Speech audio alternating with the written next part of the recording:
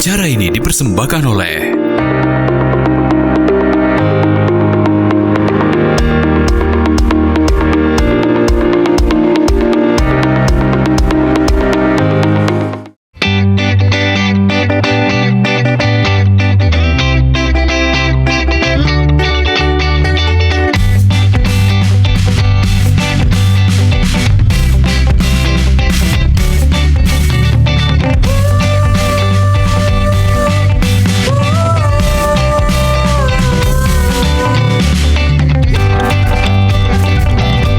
Assalamualaikum warahmatullahi wabarakatuh. Selamat pagi, semangat pagi juga masih bisa di rumah pemirsa PAL TV. Senang dengan pecah biasa di setiap pagi dari jam 9 sampai dengan jam 10. Kami menyapa pemirsa dengan sejumlah informasi menarik seputar kota Palembang dan juga Sumatera Selatan di program Halo Palembang. Dan pagi hari ini bersama dengan aku, Mang Cek Midun. Aku Cik Monika. Jadi pagi hari ini kita akan membahas sesuatu yang penting dalam kehidupan kita sehari-hari ya, Cik Midun ya. Betul, dan juga mungkin ini yang berhubungan erat dengan kegiatan kita sehari-hari, Cik Risha.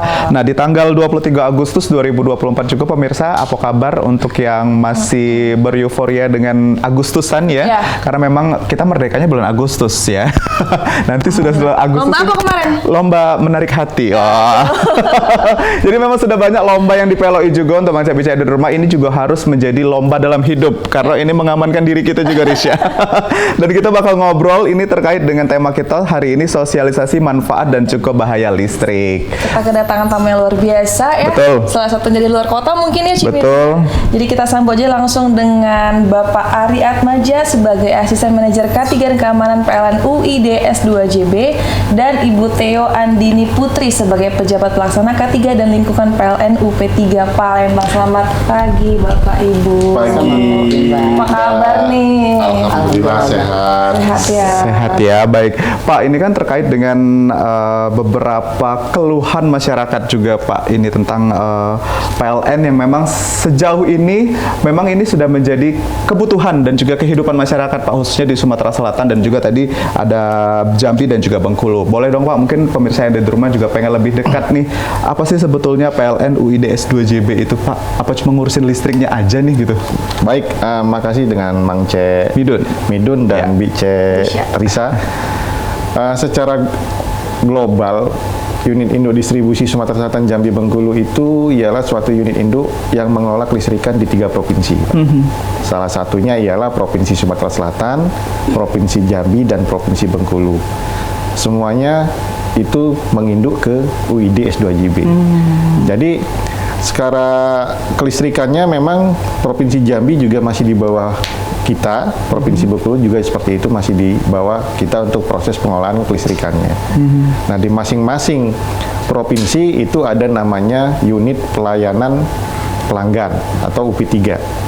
Nah, UP3 itu ialah di masing-masing provinsi itu ada satu UP3 dan ada juga yang memiliki 2 UP3, Pak. Yeah.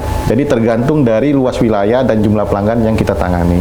Salah satu contohnya di UP3 Jambi, itu ada 2 UP3 Pak di Provinsi Jambi, yaitu UP3 Jambi dan UP3 Muara Bungo. Nah, untuk di Provinsi Sumatera Selatan sendiri, itu kita ada beberapa UP3. Yang pertama yaitu UP3 Palembang, yang salah satunya ialah Ibu Theo yang saya ajak ke sini. Yang kedua ialah UP3 Ogan Ilir, dan itu juga baru terbentuk di tahun 2022 kalau tidak salah. Terus UP3 Lahat, dan terakhir ialah yang baru dibentuk di 2023-2024 yaitu UP3 Lubuk-Linggau. Nah, ada 4 provinsi. Nah, untuk Provinsi Bengkulu memang cuman ada satu UP3 yaitu UP3 Bengkulu. Seperti itu, Mang Cek.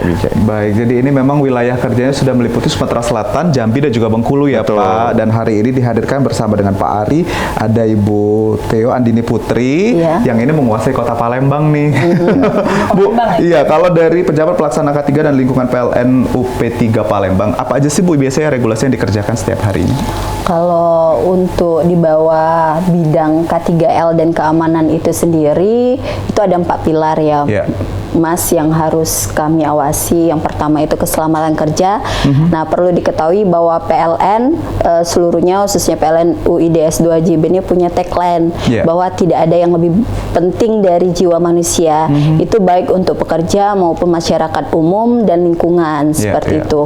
Jadi yang berkaitan dengan keselamatan kerja pekerja, lingkungan, masyarakat umum, dan instalasi termasuk tiang-tiang dan lainnya yang ada menjadi aset PLN itu menjadi pengawasan terkait keamanan dan keselamatannya seperti itu. Nah, bagaimana dari PLN sendiri memiliki program itu agar bisa tersampaikan kepada masyarakat gitu untuk menyadari kesadaran mereka sendiri? Oh ya, jadi PLN UID S2JB khususnya Palembang itu sendiri programnya sama ya dengan UP3 lain, yang mana PLN itu bukan hanya melayani dan mendistribusikan listrik ke rumah-rumah pelanggan, tetapi kami juga memiliki tanggung jawab untuk memberikan edukasi ya, manfaat bagaimana menggunakan listrik dengan aman dan bijak ke pelanggan.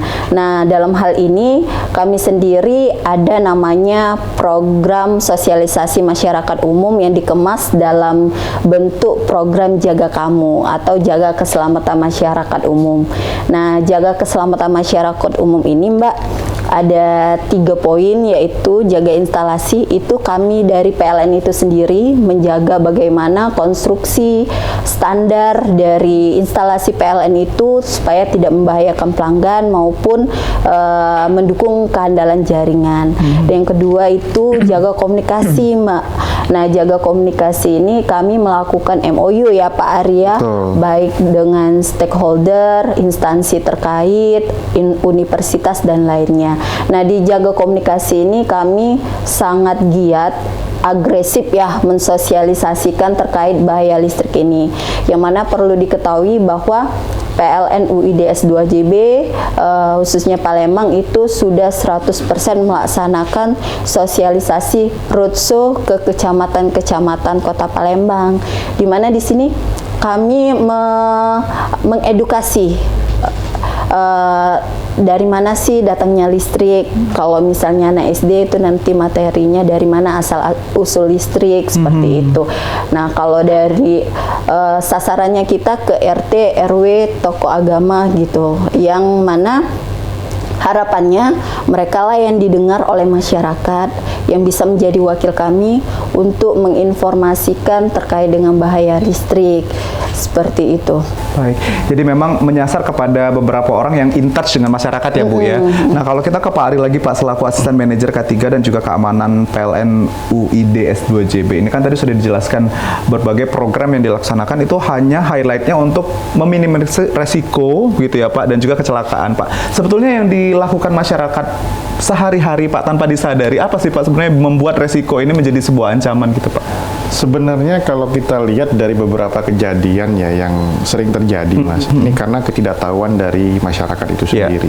Nah, itu kenapa kami mengadakan edukasi dan sosialisasi ini sangat intens. Iya, betul. Karena memang bisa kita bayangkan kalau listrik ini kalau kita lihat tidak akan terlihat Mas. Betul. Tapi kalau kita sentuh dia baru akan terasa. Iya. Nah, ini yang menjadi filosofi kami bahwa listrik ini perlu diketahui oleh masyarakat umum.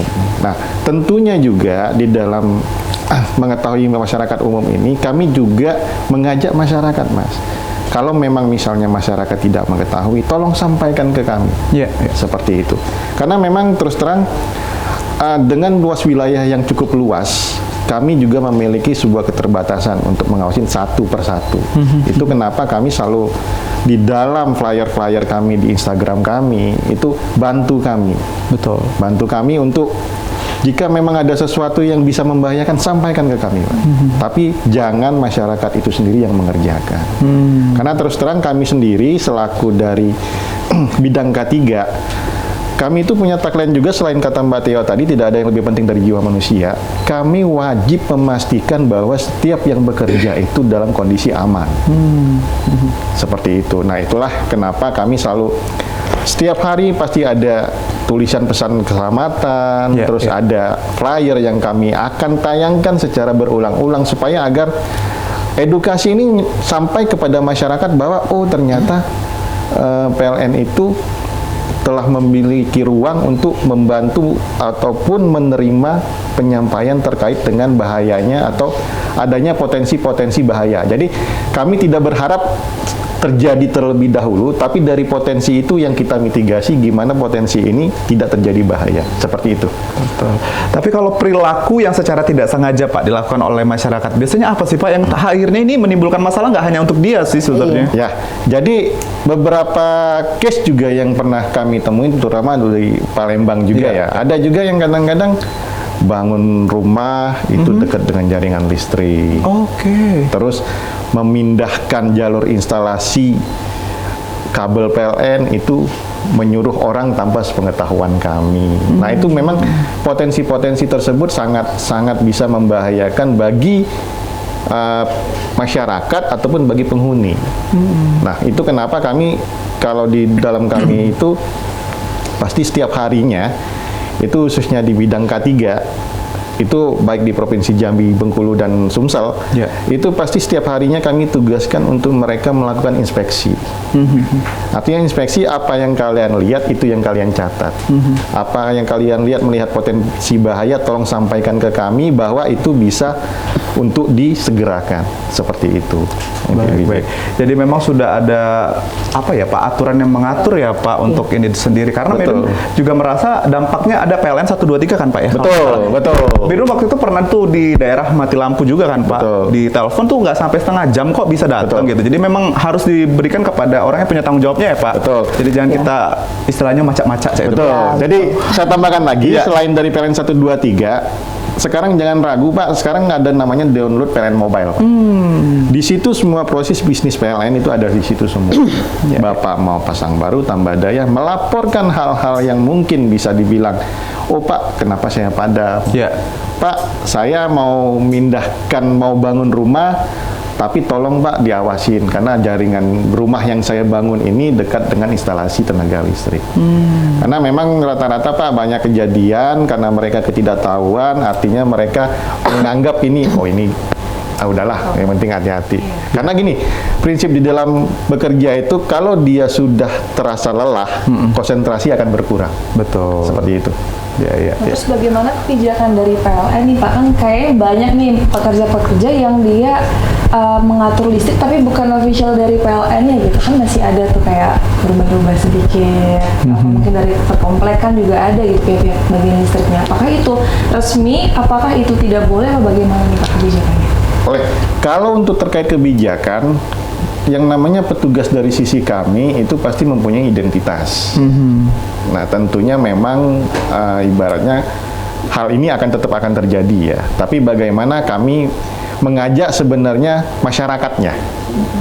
masyarakatnya untuk mencoba menyampaikan ke kami sehingga kami bisa memonitor setiap perbaikan, setiap pekerjaan, setiap potensi bahaya yang bisa kita mitigasi terlebih dahulu.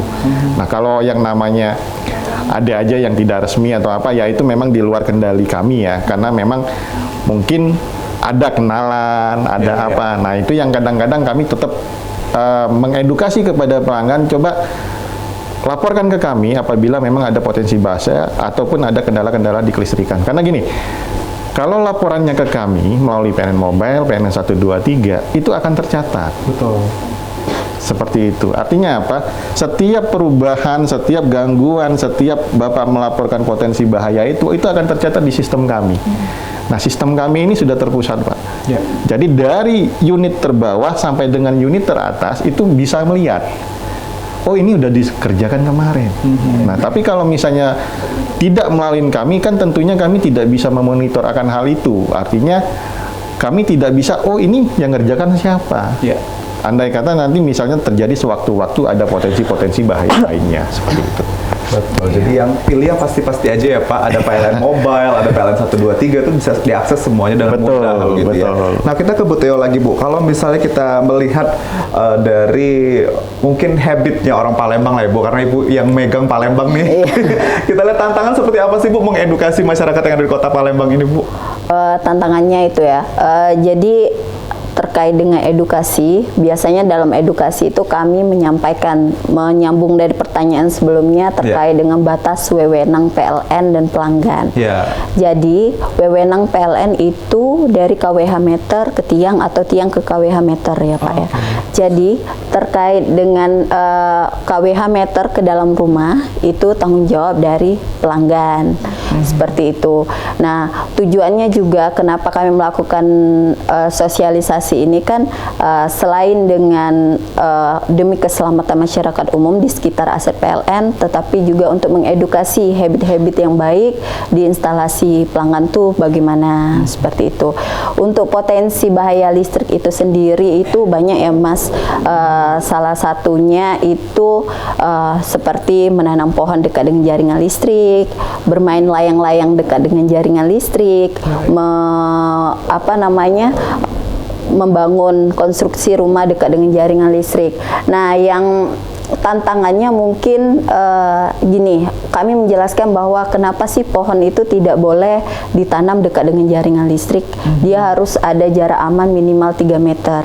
Karena pohon itu sendiri berbahaya untuk keandalan listrik itu sendiri dan juga lingkungan sekitar. Jadi kami selalu menyampaikan Pak RT, Pak RW, tokoh agama dan seluruh masyarakat mohon bantuan keikhlasannya apabila ada pohon yang dekat dengan jaringan listrik untuk kami pampas. Seperti itu. Nah, jaringan listrik yang seperti apa yang kami maksud dekat dengan pohon itu yang SUTM, saluran udara tegangan menengah yang tegangannya itu 20.000 volt atau 20 kP ya Pak Ari, seperti itu. Nah, kemudian biasanya kami juga menyampaikan 80% kebakaran di Palembang ini kan, kami itu biasanya bersinergi dengan pemadam kebakaran dan lain-lain, itu diakibatkan dengan konsleting listrik. Nah, di sini kami mengedukasi habit-habit yang tidak baik seperti menumpuk colokan steker dalam satu tempat. Itu sangat berbahaya karena kalau dibiarkan lama-lama akan menimbulkan panas sehingga dapat menimbulkan percikan api atau ledakan. Dan kami selalu menghimbau bahwa ketika melakukan pemasangan instalasi pelanggan itu menggunakan instalatir yang resmi, yang bersertifikat menggunakan bahan SNI, seperti itu. Dan yang paling penting yang perlu dipahami bahwa di rumah pelanggan kan sudah kita taruh namanya KWH meter, Pak. Betul. Itu pengaman dan pembatas arus listrik ya Pak Ari. Betul. Kadang kan pernah kan mungkin di rumah kita ngidupin AC, kulkas dan lainnya itu turun. Nah, itu fungsi dari KWH meter itu sendiri untuk pembatas arus listrik. Nah, mengarah ke sana, jadi kami dari PLN menghimbau bahwa KWH meter itu fungsinya sangat penting. Jadi pelanggan mohon bantuannya untuk tidak mengotak-atik KWH meter itu, karena apabila ada konsleting atau anomali terkait dengan barang-barang listrik kita itu terbaca di KWH meter.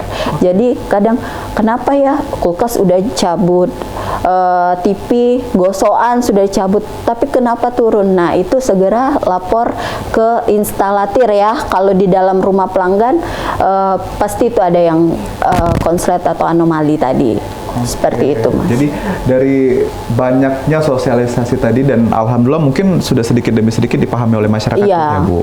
Karena memang kalau kita lihat juga masyarakat semakin sadar dan juga peka terkait dengan bahaya listrik ini sendiri ya. Iya. Baik, nah kalau kita ke Pak Ari lagi Pak terkait dengan tadi tanggapannya dari Bu Theo untuk Kota Palembang. Kalau di provinsi yang lain yang dipegang seperti apa, Pak? Sebenarnya kalau Provinsi Jambi dan Bengkulu itu karakternya sama, Pak. Sama, masyarakatnya juga sama, tentunya juga kehidupan mereka juga sama. Case-nya juga sama. Memang rata-rata sih memang ketidaktahuan, Pak, unsur-unsur. Nah, itu memang yang menjadi fokus kami di dalam bidang K3 itu ialah namanya sosialisasi. Nah, sosialisasi itu sendiri memang kita targetkan tuntas di tahun itu. Artinya setiap tahun itu pasti akan ada namanya sosialisasi. Karena memang tingkat pengetahuan masyarakat terkait bahayanya listrik ini kita tidak bisa mengejar langsung 100%. Betul. Pasti satu persatu harus kita detailkan, harus kita jelaskan seperti apa sih potensi bahaya ini. Kita jelaskan hari ini pasti besok akan lupa. Seperti itu. Nah, ini yang menjadi gambaran kami bahwa oh ini tidak bisa kita tuntaskan tahun 2024 tuntas nih sosialisasi, tidak. Artinya itu memang harus secara kontinu kita sosialisasikan dampak-dampak bahaya dari potensi listrik. Baik itu kita sosialisasi juga, ada namanya sosialisasi secara seperti ini, ada sosialisasi juga melalui media sosial, karena memang media sosial ini saat ini memang cukup bisa cukup bisa membantu menyampaikan informasi. Betul. Jadi informasi hari ini mungkin hari jam sekian, jam 8 misalnya, jam 8 lewat 1 detik itu udah nyampe, udah diterima. Ya, nah, betul. itu yang memang yang harus kami sampaikan ke masyarakat, bahwa potensi ini sangat berbahaya loh bagi masyarakat. Nah, tentunya Pak, potensi ini juga bukan bagi masyarakat saja. Kami selaku pegawai Pak, setiap namanya mau bekerja di instalasi listrik itu pasti akan juga memitigasi potensinya. Jadi bukan berarti kami orang PLN ini kebal akan listrik, tidak. Ya. Tidak. Masih nyetrum juga Pak ya kalau Tidak ada yang bisa namanya, maksudnya orang PLN itu dia bisa kebal akan listrik, tidak Pak. Ya. Tapi memang kita juga ada namanya tim yang namanya tim pekerjaan dalam keadaan bertegangan. Artinya dia bekerja dalam keadaan online. Ya.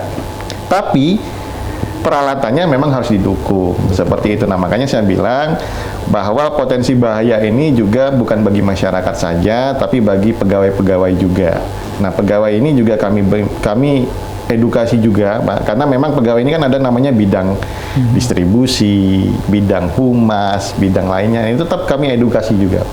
Nah, ini yang kami jalankan secara kontinu, dan terus kami juga meminta bantuan kepada masyarakat juga untuk menyampaikan apabila nanti ada potensi bahaya yang cukup membahayakan atau bisa menyebabkan gangguan atau menyebabkan potensi bahayanya kecelakaan umum, itu cukup kami minta tolong sampaikan ke kami Pak. Betul. Nah, supaya itu bisa kami kendalikan dan kami mitigasi agar kecelakaan itu tidak terjadi. Demikian. Baik. Bicara tentang potensi, nanti kita lanjutin lagi di Betul, kita masih banyak pertanyaan di Arisya ya. Kita bakal break dulu sejenak, pemirsa di rumah, jadi jangan kemana-mana, tetap bersama kami di Halo Palembang.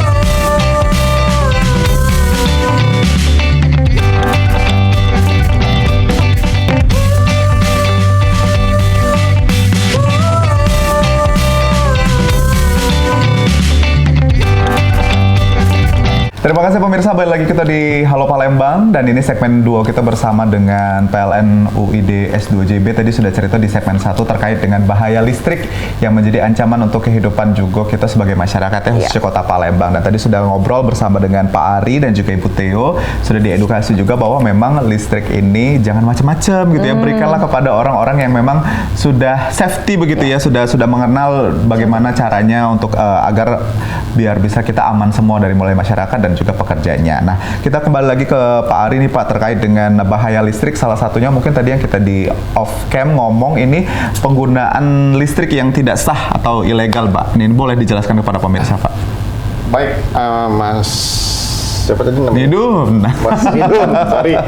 Jadi untuk yang kita bilangnya penggunaan listrik yang tidak resmi ya. Ya. Penggunaan listrik tidak resmi ini ya artinya penggunaan yang tidak diketahui oleh PLN. Betul. Artinya di sini secara sistem, secara penyaluran itu tidak ada yang namanya proteksinya. Nah, ini cukup berbahaya. Selain berbahaya, ini juga dapat merugikan masyarakat itu sendiri. Karena kenapa? Biasanya kalau penggunaan listrik tidak resmi itu dia tidak mempunyai yang namanya pembatas. Betul. Kalaupun dia punya pembatas, biasanya pembatasnya melebihi dari kapasitas penyaluran yang kapasitas penyaluran dari konduktor itu sendiri atau pengantar itu sendiri. Salah satu contohnya gini, analoginya gini, saya mengumpamakan seperti ini. Kalau kita punya selang air, ya, selang air itu sendiri kan ada namanya keran dan ada namanya yang tidak melalui keran. Keran air ya. Iya, iya. Kalau melalui keran air, otomatis kita bisa mengontrol kapan air itu bisa kita matikan. Iya. Tapi kalau tidak ada keran air, tentunya air itu akan mengalir secara terus-menerus dan kita tidak bisa mematikan atau membatasi air itu. Apa yang terjadi? Air itu akan mengisi seluruh, kita bisa bilanglah wadah ya, Pak? wadah yang ini, dan itu akan tumpah ke kiri dan ke kanan. Nah, seperti itu analoginya, Pak. Jadi kalau sangat-sangat kami selalu mengedukasi kalau penggunaan listrik secara tidak resmi itu jangan pernah untuk dilakukan. Betul. Nah, seperti analogi yang saya sampaikan tadi, ketika itu sudah menjadi tumpahan air yang cukup banyak, tentunya kan ini kan akan menyebabkan, ya kalau kita punya ibaratnya ambal seperti ini akan membasi ambal kita.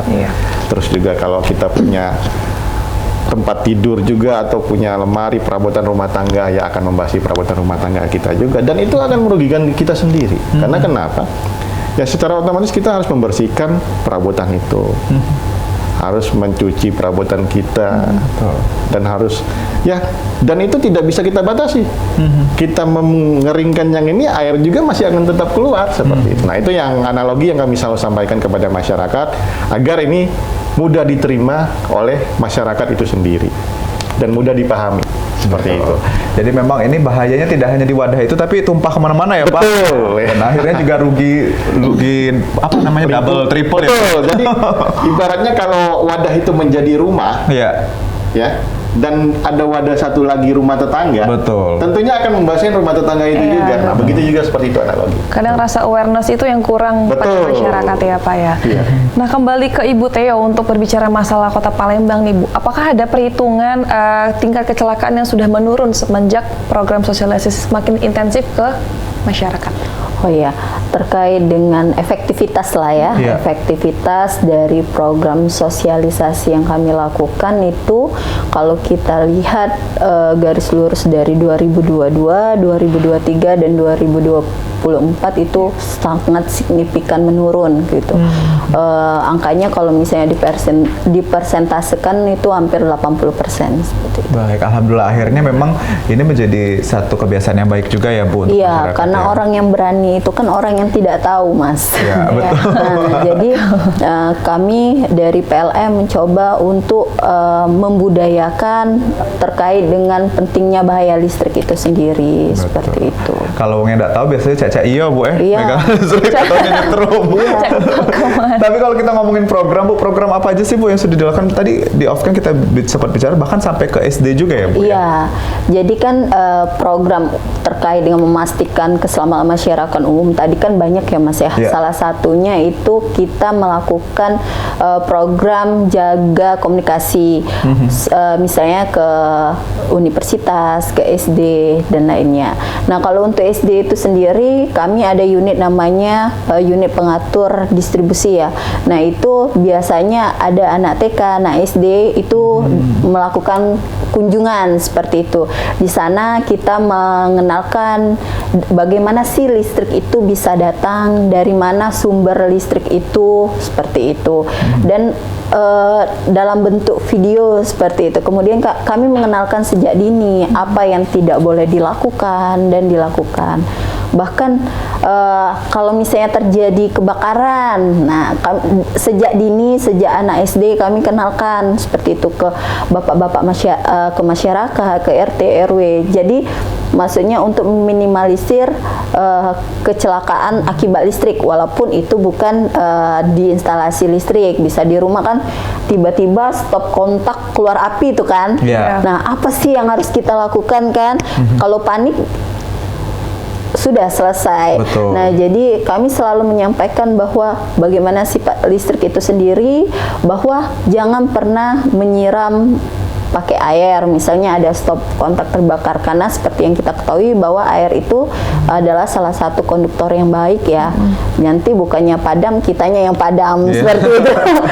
Nah, jadi seperti itu. Jadi kami menyampaikan, ingat deh ya, kalau misalnya ada kebakaran di dalam rumah atau apa, cepat ke KWH meter, matikan sumber listriknya, kayak gitu. Nah, itu kan pengaman, Mas. Sudah saya sampaikan bahwa itu pengaman. Nah, kalau tidak resmi tadi, dia mau matikan hujan dari mana, udah. Agak saru dia ke tanggo dulu Bu. Betul. Jadi memang ini sudah diedukasi sejak dini juga ya Iya. Bu, bahwa memang bahaya-bahaya listrik ini bisa terjadi juga di mana saja dan juga kapan saja. Jadi akhirnya kita harus matiin yang pertama adalah aliran listriknya tadi ya Bu Iya, ya. betul. Baik. Nah kalau kita ke Pak Ari lagi, Pak Ari terkait dengan penggunaan listrik secara bijak, mungkin boleh juga diedukasi masyarakat yang lagi nonton Pak. Itu seperti apa sih Pak? Kalau penggunaan listrik secara bijak ya, sebenarnya penggunaan listrik secara bijak ini ialah kita lebih mengedukasi lebih ke arah penggunaan listrik yang tadi yang kita bilang Pak. Ya gunakanlah listrik sesuai dengan kebutuhannya. Artinya dan sesuai dengan jalur keresmiannya seperti itu. Nah, kita melihat juga terkadang gini Pak. Ada yang namanya kita memakai listrik itu terkadang kan ada yang namanya pembatas itu sering turun Pak. Sering turun ya, sering turun. Nah terkadang masyarakat itu, ini kenapa sih kok tiap ini kok sering jeglek atau turun seperti itu. Nah itu yang kadang-kadang kami edukasi ke pelanggan. Kalau memang listrik sering turun, yang pertama itu ialah harus dicek itu kenapa sering turun, Mas.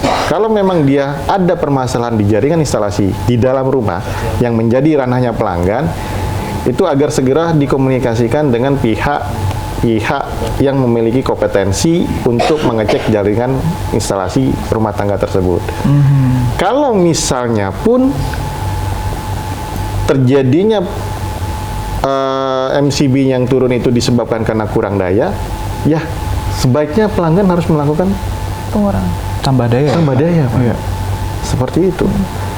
Ya bisa dibayangkan Pak kalau kita misalnya yang namanya pelanggan kan namanya masyarakat kadang-kadang ada nambah AC, ada nambah, tapi tidak diimbangin dengan penggunaan daya yang sesuai. Sehingga apa? Fungsi AC itu tidak akan Optimal ya Pak. optimal. Karena kenapa? Daya yang dipakai itu kurang. Nah itu makanya kami selalu mengedukasi pelanggan juga kalau memang misalnya mau menggunakan ini ya baiknya segera lakukan tambah daya.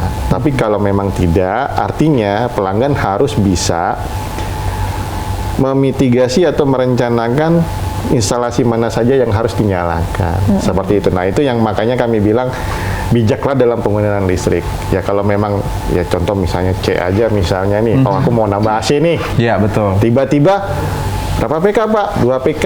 Oh ternyata daya listriknya cuma 900 nih. Iya. Tiba-tiba pas nyalain AC itu baru nyala sekitar 1 detik, 2 detik langsung turun. Iya. Nah artinya apa? Ya kenyamanan kita juga nggak akan nyaman karena ya memang harus diimbangi dengan daya yang sesuai seperti itu. Betul. Gitu. Jadi memang kita juga wajib tahu ini Pak ya, karena banyak manfaatnya nih hari ini datangnya Pak Ari dan juga Bu Tio. Karena memang kalau misalnya kita lihat AC-nya 2, ternyata listriknya cuma 900, ternyata nggak menampung ya Pak. Betul. Jadi akhirnya tidak optimal juga. Nah, lari dari sana. Makanya kami juga mengedukasi jangan misalnya ketika listrik tidak cukup maka yang diadakannya ya pemakaian listrik tidak resmi. Betul. Nah, itu akan menjadi menambah potensi bahaya. Iya. Bahaya yang akan terjadi ya itu apa? Ya bisa dibilang misalnya nih adanya percikan api sehingga tidak ada potensi, maksudnya itu pembatas ataupun proteksi yang ada di dalam instalasi itu sehingga percikan api itu akan berubah menjadi api. Kan gitu. Nah, kalau api itu kan kalau dia kecil itu mungkin masih jadi kawan katanya, tapi kalau udah besar jadi lawan. Betul. Nah, seperti itu analoginya. Baik, nah itu dia pemirsa, di segmen kedua ini tadi kita sudah sedikit banyak diedukasi kembali terkait dengan penggunaan ya dan juga kebijakan dari PLN juga dan listrik. Nah pemirsa kita bakal balik lagi di segmen ketiga, jadi jangan kemana-mana, tetap bersama kami di Halo Palembang.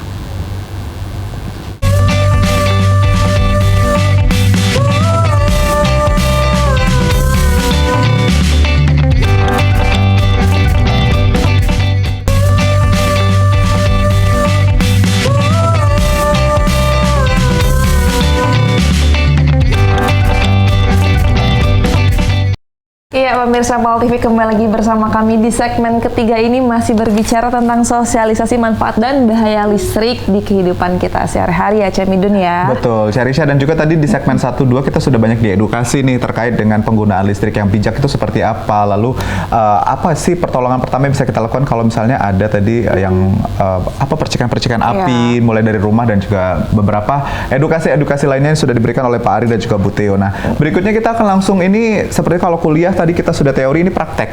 Iya, kayaknya akan lebih dapat nih ilmunya kalau praktek nih anak-anak. Betul, kalau teori tadi 2 SKS ya, ini 4 SKS sudah langsung ya. Iya. Baik, kita ke Bu Theo ya, atau Pak Ari nanti yang bisa boleh melengkapi juga Pak. Boleh. Kita sudah ada alat peraga di sampingnya ya Ibu Theo, boleh dijelaskan Bu sama pemirsa yang di rumah Bu?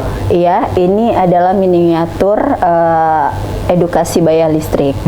Jadi seperti yang kita ketahui, selalu di setiap sosialisasi kami sampaikan bahwa di tiang listrik itu banyak ya kabel.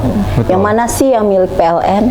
Nah, yang milik PLN itu kabel yang tersusun 3 ini namanya saluran udara tegangan menengah, yang mana tegangannya itu sampai 20.000 volt. Oke. Ya, 100 kali lipat dari yang di rumah. Nah, jadi di sini kami sampaikan bahwa kita harus sangat berhati-hati dengan kabel 3 ini, Mas. 3 yang di atas ya Bu? Iya, udah itu ada namanya kabel SUTR juga, saluran udara tegangan rendah. Yang mana kalau di tiang itu banyak kan kabel hitam. Yang mana sih yang PLN? Ciri-ciri kabel PLN itu tersusun terpelin dia. Kalau bahasa Palembang tuh dikepang pas. Ada cirinya juga Bu? Iya. Jadi dia tuh terdiri dari kabel RSTN juga. Jadi untuk kerapian secara konstruksinya itu dipelin. Jadi kalau misalnya ada yang ngelendot atau andongannya turun, kenali kalau misalnya dikepang itu kabel PLN seperti itu. Nah, mungkin di rumah sering kita tiba-tiba jam 2 malam padam listrik kan, tiba-tiba kemudian jam 2 dan lainnya, istilahnya tuh momennya nggak pas banget. Itu tuh akibatnya karena adanya gangguan. Nah, di sini kami sampaikan apa sih gangguan-gangguan listrik yang dapat menyebabkan listrik itu padam.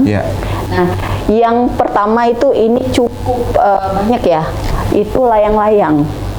Yang mana layang-layang ini sangat berbahaya. Bukannya kita nggak boleh main layang-layang ya, tapi bermainlah layang-layang di lapangan atau tidak dekat dengan jaringan listrik. Kita harus mengamankan listrik kita dan juga si pemain itu. Nah, karena apabila layang ini tersangkut di jaringan listrik, kalau dia pakai tali yang masih yang lama itu bisa gelasan ya Bu? Iya, kalau misalnya ini tidak berisolasi dan itu bisa terhantar kan, karena kita tarik mungkin isolasinya putus sehingga dari gelasan itu bisa mengantarkan listrik. Itu bahaya ke pemain. Oh, justru bisa langsung iya, iya betul. Yang kedua yang bahayanya kadang Lego gitu tuh kan. Lego dan tersangkut di jaringan listrik. Nah, mungkin nggak apa-apa ya, tersangkut aja di jaringan listrik, belum terjadi apa-apa. Kemudian di subuh hari kondisi yang lembab, duar bunyi ledakan. Nah, ini salah satu penyumbang yang cukup besar terkait dengan gangguan listrik layang-layang. Kemudian yang kedua di sini kami ada analoginya pohon ya. Nah, pohon sama Pak, itu juga salah satu faktor menyebabkan gangguan listrik, yang mana pohon ini apabila dia menyentuh dengan SUTM tadi terbaca gangguan, karena kabel ini sangat sensitif ya Pak Ari ya. Jadi sistem proteksinya membaca dan menghentikan aliran listriknya. Jadi yang kita lagi masak, lagi ngosok tadi kan padam rumah. Jadi mohon bantuannya, keikhlasannya Bapak dan Ibu, apabila ada pohon dekat dengan jaringan listrik, mohon keikhlasannya untuk dipangkas atau ditebang. Nah, pohon ini juga bisa menjadi jalur lewatnya hewan, Mas. Seperti tupai, bahkan ular. Nah, jadi kalau dialah melilit ya Bu? Melilit ya sudahlah ya, wassalam seperti itu. Tapi yang kita khawatirkan kebutuhan listrik di rumah kita menjadi terganggu. Kemudian ada juga antena, Mas. Ya. Nah, kadang kan kita nak Piala Dunia atau apa itu memasang antena yang setinggi-tingginya untuk mendapatkan kualitas hasil bagus ya. Bagus. Nah, mohon bantuannya untuk jaga jarak minimal 3 meter. Oh, 3 Jadi meter. kalau ditanya di pampas batas mana Mbak, Pak, itu minimal 3 meter jarak aman. Seperti juga konstruksi bangunan seperti itu, memasang umbul-umbul, bendera dan lain-lain itu mohon jaga jarak minimal 3 meter. Ini kita analogikan ketika pohon itu kena angin ya, menyentuh dengan jaringan listrik, mungkin kamera bisa lihat ke dalam rumah, posisi di sini rumah sedang menyala. Ketika pohon itu kena angin ya, listrik langsung padam. Nah, seperti itulah analogi gangguan akibat pohon. Layang-layang juga, nah padam Mas, seperti itu. Mungkin terkait dengan penggunaan miniatur atau gangguan terkait dengan potensi bahaya listrik itu ada mau ditambahkan Pak Ari? Pak Ari boleh? Ya, sebenarnya apa yang disampaikan oleh Ibu Teo tadi cukup jelas ya. Cuman memang supaya kami memudahkan dan mudah ditangkap oleh masyarakat, makanya kami buat miniatur seperti ini, Pak. Nah, ini terus terang memang untuk kemarin unit induk yang menginisiasi untuk membuat miniatur ini. Dan ini kami bawa untuk sosialisasi ke anak SD, TK, SMP, SMA, seperti itu. Supaya ini lebih mudah dipahami dibandingkan kita menjelaskan secara gambar, secara apa. Nah, inilah yang menjadi alat bantu kami kepada masyarakat ataupun kepada pendidik di dunia pendidikan untuk mengedukasi kepada para masyarakat seperti itu. Jadi ini memang mempermudah gitu ya Pak, agar lebih dimengerti juga. Nah mungkin ini ada juga pertanyaan Pak dari Midun juga atau mungkin masyarakat luas juga terkait dengan seringnya mati lampu. Tadi kata udah di Ibu Teo udah mention di saat yang tidak tepat begitu, mungkin jam 2 malam, jam 3 malam. Padahal mungkin masyarakat beranggapan kami sudah bayar nih listrik, tapi kok mati terus padahal tidak ada pengerjaan dan lain sebagainya. Itu biasanya dikarenakan apa sih Pak? Jadi memang kalau namanya padam, Mbak. Padam itu ada 2. Yang pertama yaitu padam terencana dan padam tidak terencana. Padam terencana yaitu ialah padam yang kami rencanakan dalam rangka pemeliharaan. Tentunya kayak sama seperti mobil, Pak. Itu tidak mungkin kita continue terus kita pakai tapi tidak pernah kita pelihara. Nah, pasti sewaktu-waktu akan ada masanya, oh Pak, 5.000 kilometer masuk ke bengkel untuk ganti oli itu. Nah, begitu juga kondisi kelistrikan juga seperti itu, Pak. Terus yang kedua, padam karena gangguan. Nah, padam karena gangguan ini seperti yang dijelaskan oleh Ibu Teo tadi, jaringan listrik kita ini memang dibuat dengan sistem proteksi yang sensitif, Pak. Kenapa dibilang sensitif?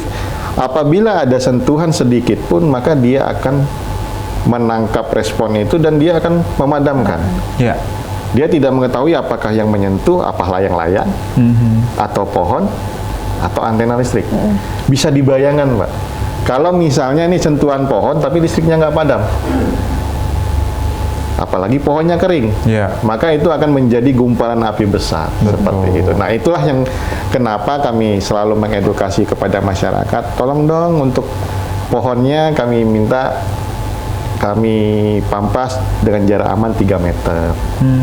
Nah, dan itu juga kami bukan meminta masyarakat untuk memampasnya, tapi biar serahkan ke kami untuk memotong ataupun memampas pohon itu dengan jarak aman 3 meter. Nah, itulah analogi yang sering kami sampaikan kepada masyarakat bahwa sistem kelistrikan ini memang proteksinya atau pengamannya itu disusun sesensitif mungkin untuk menjaga keselamatan dan keselamatan masyarakat umum dan keselamatan pekerja kita juga.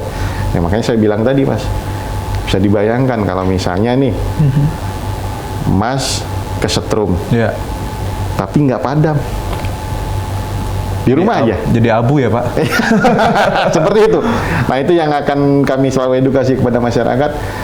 Artinya apa? Mitigasinya ialah penyebab padamnya yang kita mitigasi. Artinya kita selesaikan. Artinya kalau pohon ya kami pampas ke pohon. Kalau misalnya ada masang antena, Pak, tolong antenanya jangan dekat dengan. Kalau layang-layang, Pak, tolong bermainnya jangan di dekat jaringan. Artinya bermainnya di lapangan terbuka seperti itu. Iya, Jadi memang biasa sekali. semuanya ada sebab ya Pak. Walaupun memang mati lampu itu juga karena memang ada pemeliharaan dan biasanya ada suratnya ya Pak. Resmi dikeluarkan oleh PLN juga. Dan kalau memang tiba-tiba ada proses mati lampu juga tadi sudah dijelaskan Iya. bahwa memang ada alasannya kuat. pasti. Jadi Ya. jangan dumel, Cek. Kalau kita pulang lagi pedo, mati lampu, itu juga semua untuk kebaikan kita semua. Betul. Nah ini terakhir Pak, mungkin boleh dihimbau untuk masyarakat yang ada di rumah, khususnya pemirsa PAL TV kita hari ini terkait dengan manfaat dan juga bahaya listrik yang wajib diwaspadai sebagai closing statement kita hari ini. Boleh dari Pak Ari, boleh silakan Pak. Baik, terima kasih Mas. Kami juga dari PLN UID S2JB itu menghimbau kepada masyarakat bahwa tolong bantu kami dalam memitigasi potensi-potensi bahaya listrik. Caranya bagaimana? Jika memang melihat ada potensi-potensi bahaya listrik, tolong sampaikan ke kami. Itu akan kami segera tindak lanjuti dan akan kami segera selesaikan seperti itu. Dan yang kedua, penyampaian melalui penyampaian untuk metode penyampaian dalam menyampaikan potensi bahaya itu sekarang sudah banyak. Kami sudah mempunyai Instagram, terus sudah mempunyai PLN Mobile dan PLN 123. Yang ketiga, hindarin pemakaian listrik yang tidak resmi. Seperti itu aja. Baik. Bu Teo mungkin ada tambahan khusus untuk Kota Palembang, Bu, silakan. Untuk khusus Kota Palembang dan sekitarnya, ingat jarak 3 meter, jarak aman 3 meter untuk berkegiatan atau beraktivitas dekat dengan jaringan listrik. Mari kita peduli dan sama-sama jaga jaringan listrik. Baik, terima kasih sekali lagi Pak Ari dan Ibu Teo sudah mampir ke Halo Palembang hari ini mengedukasi juga masyarakat. Jadi kita sebagai masyarakat juga harus bijak ya, dan juga harus paham, peduli tadi, dan juga sudah diedukasi oleh langsung dari PLN S2JB. Dan juga jangan lupa tadi kalau ada apa-apa telepon ke PLN 123 Pak. Betul. Dan juga lebih dimudahkan sekarang dari gawai bisa download aplikasinya PLN Mobile ya. Pemirsa di rumah, itu dia informasi yang bisa kita bagikan hari ini. Jangan lupa terus saksikan Halo Palembang setiap hari karena menghadirkan narasumber yang inspiratif di Sumatera Selatan, tentunya Kota Palembang. Akhir kata aku Mang Cek Midun. Aku Syarissa Monika, kami pamit undur diri. Sampai jumpa. Bye-bye.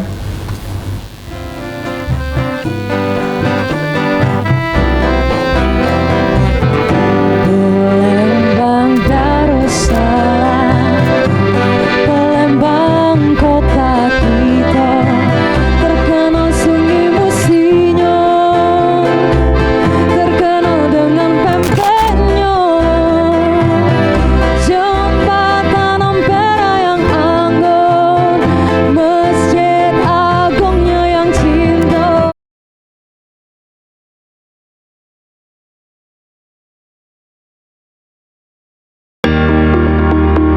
Acara ini dipersembahkan oleh